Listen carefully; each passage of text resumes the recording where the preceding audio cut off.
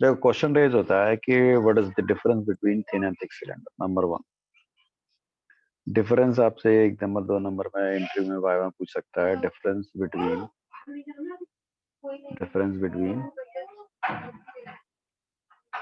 Thin and thick cylinder.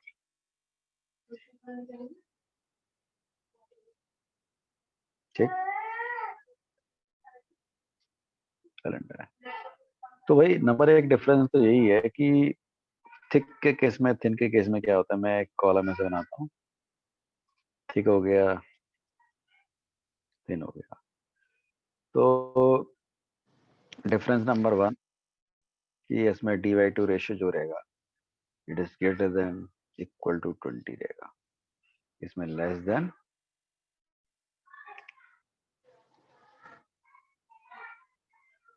ठीक है 20 से कम रहेगा। ठीक, दूसरी चीज होती है प्रेशर का वेरिएशन। अगर देखें, ये आपको मार्क करते चलो, प्रेशर का वेरिएशन, प्रेशर का वेरिएशन जो है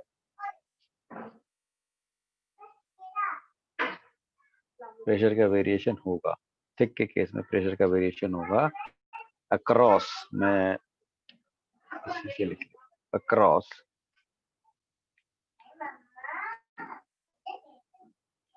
अक्रॉस ब्लर हो रहा है क्या ये? हेलो, ब्लर हो रहा है, अभी होने लगा। क्यों हो रहा है? सही है। Across wall of cylinder, wall of cylinder, ठीक है। अक्रॉस वॉल ऑफ सिलेंडर आपको प्रेशर का वेरिएशन मिलेगा और इसमें ऐसा नहीं, ठीक है, नॉट अप्लीकेबल। ठीक, नंबर हूप स्ट्रेस की वेरिएशन होती है थिक के केस में। Hoop stress variation will also be there, ठीक है, इस केस में नॉट अप्लीकेबल।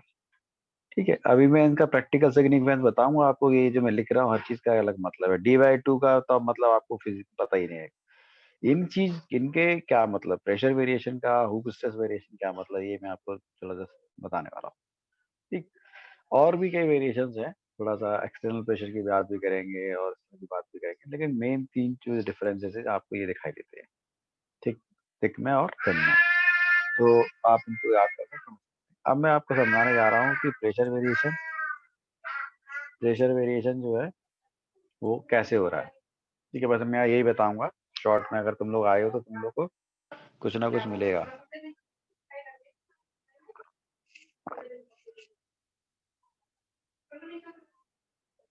इसको समझने के लिए हम क्या करते हैं, मैं ऐसा करता हूँ,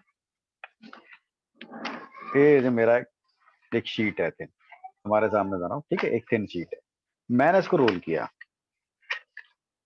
चलो रोल कर लेता हूँ, ऐसे रोल किया, ठीक है, ऐसे मैंने रोल कर लिया इसको। ठीक है, समझना चीज को, बात को रोल कर लिया और अब आप इसको देखें, खुलेगा, ये अपने आप खुलेगा, खुल गया, ये खुल गया।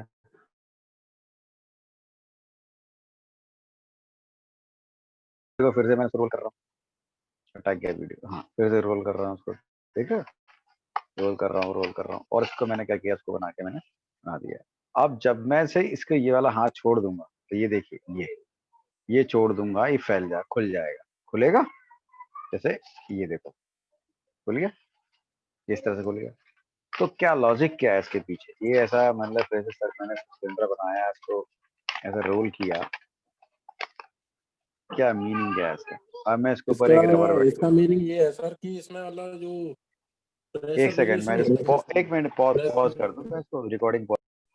हूप स्ट्रेस का नेचर होता है टेंसाइल नेचर का होता है, जैसे कि मैंने आपको इंडिकेट किया था जब पढ़ा रहे थे हम, तो हमने इसको ऐसे बनाया था, ये सिलेंडर का ऐसे वॉल है और हुप स्ट्रेस को हम रिप्रेजेंट कर रहे थे, कैसे रिप्रेजेंट कर रहे थे, ऐसे रिप्रेजेंट कर रहे थे, अरे टेंशन लेते रहे। अब कुल मिला के ये इसकी टेंडेंसी क्या है, इसको इस तरह से खोलने की टेंडेंसी है, बिकॉज आपने क्या है, आपने ऑलरेडी इसमें स्ट्रेन डेवलप कर दिया, तभी तो ये सर्कुलर ज्योमेट्री के अंदर आ गया है। ये मटेरियल की भाषा है, ये मटेरियल की भाषा है, तभी इसके अंदर स्ट्रेन आया और इस सर्कुलर में आ गया। इसलिए हुप स्ट्रेस ऐसे लग रहा है, इसको बचा के रखने के लिए, ठीक है, इसको फैलने की कोशिश करेगा। ये हर एक पार्ट खुलेगा, खुलने के बाद क्या होगा, ऐसी जो ज्योमेट्री है खुल जाएगी, इस तरह की सपाट हो जाएगी। अब इसको कॉन्सेप्ट को मैंने कहाँ यूज किया, मैंने सीट का एक रोल बनाया, मतलब अगर मैं हेमिस्फेरिकल एंड यहाँ लगा दूं, हेमिस्फेरिकल एंड यहाँ लगा दूं, तो परफेक्ट सिलेंडर बनके तैयार हो जाएगा। ठीक है, अब इसको मुझे करना है कि भाई कोई दिक्कत नहीं है, हुप स्ट्रेस बार आपको इस लेयर पे काउंट करनी है, दैट्स ऑल, खत्म हो गया बात। लेकिन अगर ये थिक वॉल होती, वॉल थिक होती, तो उसका क्या मतलब है, आप देख लो, मैंने एक रबर बैंड लिया है, रबर बैंड ले रहा हूँ समझाने के लिए, ठीक है, मैंने एक रबर बैंड लिया, ऐसे चढ़ा दिया इसके ऊपर। अब तुम्हारे सामने देखो खुल रहा है क्या, ये खुल रहा है, ये पेपर खुल रहा है, ये नहीं खुल रहा है, ठीक है। No sir.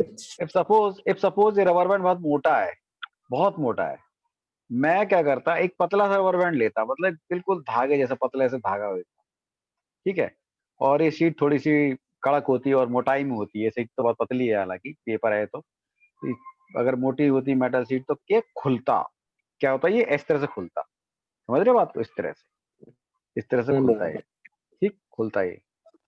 अब हमारा रबर बैंड का काम क्या है, इसको ऐसे होल्ड करके रखना। रबर बैंड का काम क्या है, इस पूरी शीट को ऐसे होल्ड करके रखना, रबर बैंड का काम है इसको शीट को होल्ड करके रखना ऐसे, ठीक। तो अब थिक की क्या परिभाषा है, थिक सिलेंडर क्या परिभाषा, थिन में तो कोई इश्यू नहीं है, थिन में तो एक बार लॉक कर दिया आपने, कोई इश्यू नहीं है, हुप स्ट्रेस का जितना वेरिएशन था आ गया, कर गया, चल गया। लेकिन what about thick cylinder, thick cylinder ऐसा नहीं होता है, थिक सिलेंडर में ऐसा नहीं होता है, कारण ये होता है कि जो, अब हम क्या है, हमने एक मजबूत सिलेंडर की बात की है, इन दैट केस ये हो गया इंटरनल, या मैं तो काफी छोटा बना दिया इसको, मान लीजिए ये हो गया आपका इंटरनल डायमीटर, ये हो गया आपका एक्सटर्नल डायमीटर, लाइक दिस, ठीक। अच्छा खासी आपको थिकनेस दिखा रही है, बॉल थिकनेस।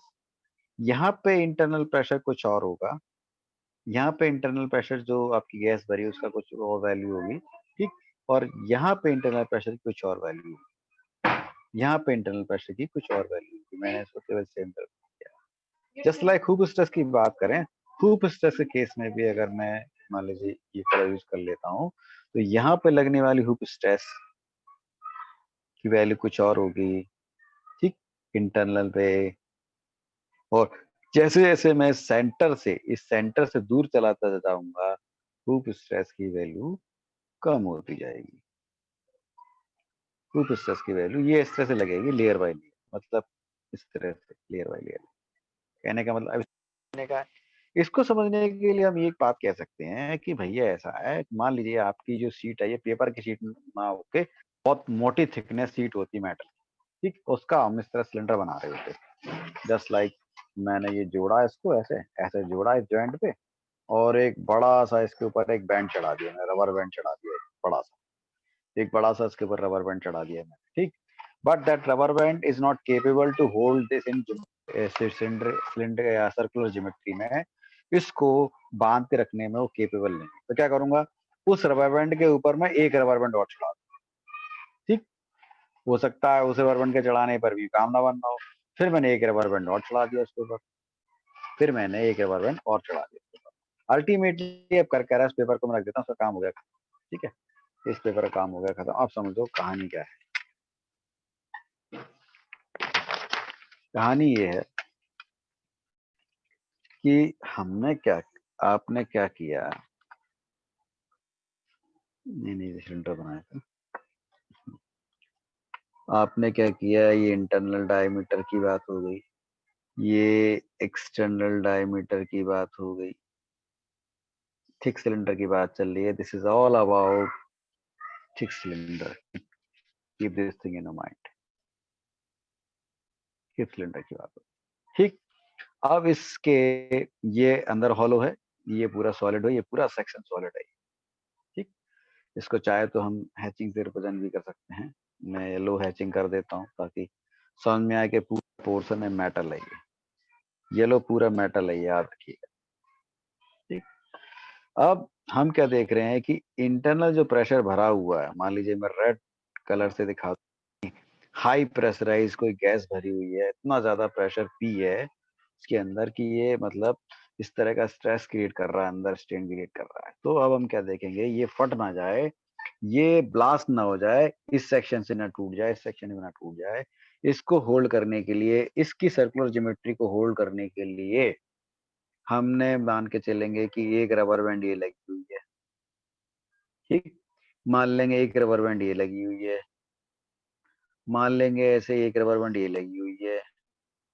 कुल मिला के इतना सारा प्रेशर है कि ये जो एक्चुअल में जो सिलेंडर की इंटरनल जो ये ब्लैक से रिप्रेजेंट कर रहा हूँ उसको मैं, ठीक है, ये एक्चुअल में जो है इसकी सर्कुलर ज्योमेट्री, सिलेंडर फेलियर का मतलब क्या है, सर्कुलर ज्योमेट्री का फेल हो जाना। सर्कुलर ज्योमेट्री का फेल हो जाना, तो फेल हो जाएगी। उस केस में कंसेंट्रिक रिंग जिसको बोलते हैं, जिसको कि हम रबर बैंड कह रहे हैं, अपनी भाषा में समझ रबर बैंड कह रहे हैं, कंसेंट्रिक रिंग के माध्यम से सुनेंगे। कंसेंट्रिक रिंग चढ़ी हुई है, फिर उसके ऊपर 2 चढ़ी हुई है, फिर उसको 3 चढ़ी हुई है, फिर एन 4 एन पर n number of concentric ring चढ़ी हुई है, तब जाके ये कागज का पीस या मेटल का जो पीस है वो सर्कुलर शेप में होल्ड करके रखा हुआ है। नहीं तो ये इंटरनल प्रेशर इसको एक्सप्लोड कर देता, फोड़ देता, ब्लास्ट कर देता। ठीक है, अब बात समझ में आ गई। तो कहने का तात्पर्य ये कि थिक सिलेंडर के केस में ऐसा होता है कि कंसंट्रिक रबर बैंड मान सकते हो, कंसंट्रिक रिंग इसको होल्ड करके रखती है। बट शर्त शर्त क्या है, सबसे ज्यादा जो बेचारी जो रिंग जो सबसे ज्यादा जो प्रेशर फील कर रही है, इंटरनल प्रेशर जो ये इंटरनल प्रेशर लग रहा है ना, ये इंटरनल प्रेशर कौन फील करेगा सबसे ज्यादा, जो कि सबसे ज्यादा क्लोज होगा, इस सेंटर के सबसे ज्यादा क्लोज होगी, वो रिंग सबसे ज्यादा प्रेशर फील करेगी। थोड़ा जैसे जैसे दूर होते जाएगी रिंग, उसको कम प्रेशर लगेगा, वो प्रेशर लगेगा, उससे बाहर जाते आते आउटर पे जाते आते तो प्रेशर की value, the pressure will be zero at over here and pressure is maximum, that maximum pressure जो वैल्यू आपकी दी होगी वो पी मैक्स मान लो, इस वाली लेयर पे सबसे ज्यादा, इस वाली लेयर पे सबसे कम पी की। वेरिएशन का वेरिएशन इस तरह से होता है। ग्राफ में इसको हम इस तरह से प्रेजेंट करते हैं, आप देखेंगे तो आपको ऐसे दिखाई देगा, like this one,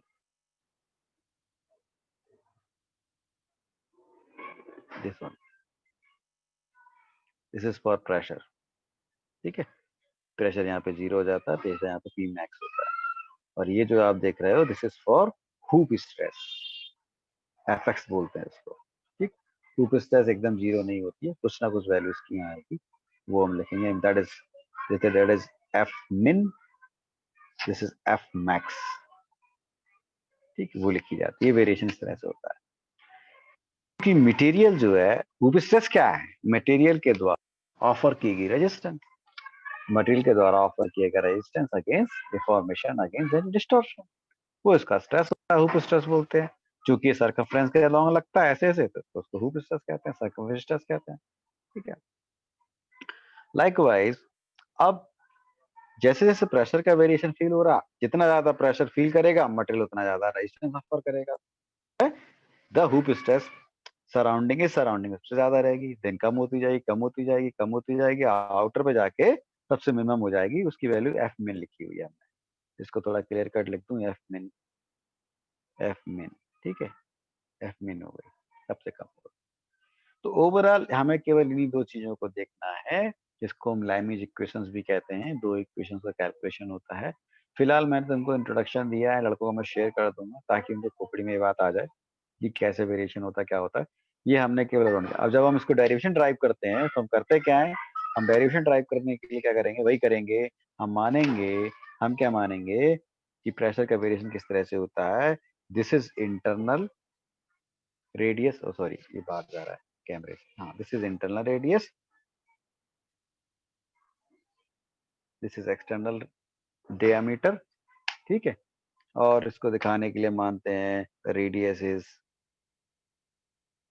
R2, internal radius R2 मान लें, एक्सटर्नल रेडियस सिलेंडर की R1 मान लें। ठीक है, ये ओरिजिन सेंटर हो गया।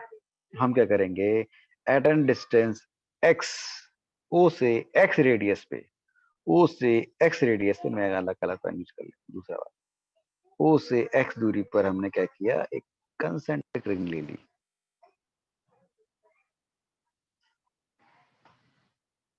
थोड़ी मोटी बनाना, ठीक है। हमने क्या किया भैया कि ओ से एक्स डिस्टेंस पे, एक्स रेडियस पे एक आर्बिट्रेरी एक रिंग अज्यूम कर लेते हैं, ठीक है। और उसकी थिकनेस भी मान लेते हैं कि हो ना हो उसकी मोटाई dx होगी, ठीक है। इसके बाद हम इसके मतलब आउटर साइड और इनर साइड प्रेशर का वेरिएशन, स्ट्रेस का क्या बोलते हैं, रूट स्ट्रेस का वेरिएशन हम लोग कंसीडर करेंगे, ठीक है।